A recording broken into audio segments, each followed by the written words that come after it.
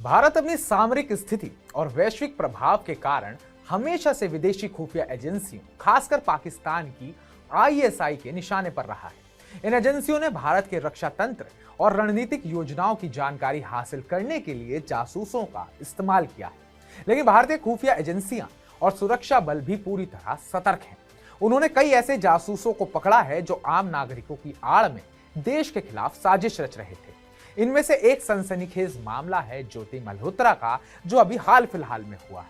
एक YouTube travel blogger हैं जिसकी गिरफ्तारी ने सबको चौंका दिया।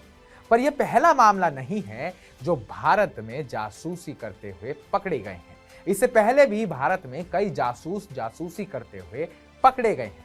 आइए इस रोमांचक कहानी से शुरू करते हैं और फिर आपको कुछ और जासूसों के किस्से सुनाते हैं जिन्हें भारत में पकड़ा गया। 17 मई 2025 को हरियाणा के हिसार में ज्योति मल्होत्रा उर्फ ज्योति रानी को पुलिस ने गिरफ्तार किया।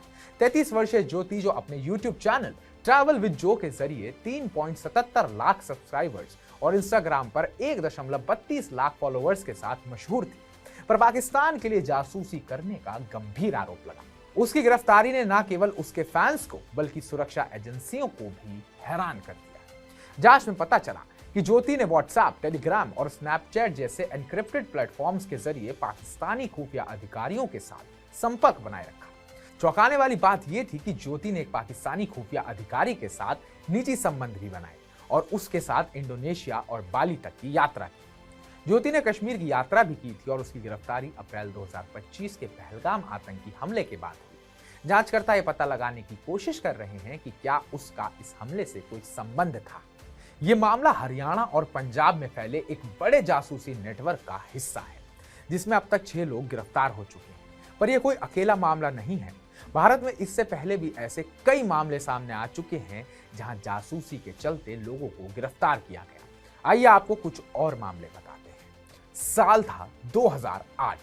पंजाब में पुलिस ने इकबाल भट्टी को पकड़ा, जो देवराज सहगल के फर्जी नाम से भारत में रह रहा था। यह पाकिस्तानी जासूस फर्जी जन्म प्रमाण पत्र और दस्तावेजों की मदद से भारतीय नागरिक बनकर सैन्य ठिकानों की जानकारी इकट्ठा कर रहा था।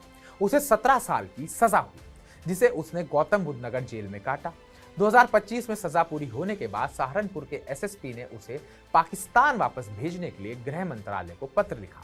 यह कहानी दिखाती है कि जासूस कितनी चालाकी से भारतीय समाज में घुल मिल जाते हैं। इसके बाद मामला आता है इसी साल 2025 का। 2025 में हरियाणा के करनाल में इलाही नाम के एक व्यक्ति को पुलिस ने गिरफ्तार किया। वो पाकिस्तान में बैठे लोगों के संपर्क में था और संवेदनशील जानकारी भेज रहा था। पुलिस ने उसका मोबाइल फोन जब्त किया और जांच अभी जारी है। ये मामला बताता है कि छोटे शहरों में भी जासूसी नेटवर्क सक्रिय है। इसके बाद मामला आता है साल 2016 का, जब कोलकाता में एक पूरे परिवार को जासूसी के आरोप में गिरफ्तार किया गया। कोलकाता में इरशाद अंसारी, उसके बेटे अशफाक अंसारी और रिश्तेदार मोहम्मद जहांगीर को गिरफ्तार किया गया। ये परिवार 10 साल से ज्यादा समय से आईएसआई के लिए जासूसी कर रहा था। उनके कराची में रिश्तेदार थे और वे वहां प्रशिक्षण लेकर आए थे। इस नेटवर्क ने रक्षा तंत्र की गोपनीय जानकारियां लीक की थी। ये मामला दिखाता है कि जासूसी कभी कभी पारिवारिक स्तर पर भी संगठित हो सकती है। अब अगले मामले में जम्मू कश्मीर के राजौरी जिले में बीएसएफ का हेड कांस्टेबल अब्दुल रशीद 2016 में पकड़ा गया। खुफिया विंग में तैनात होने के कारण उसके पास संवेदनशील जानकारी थी, जिसे वो आईएसआई को दे रहा था। यह विश्वासघात सुरक्षा बलों के लिए एक बड़ा झटका था।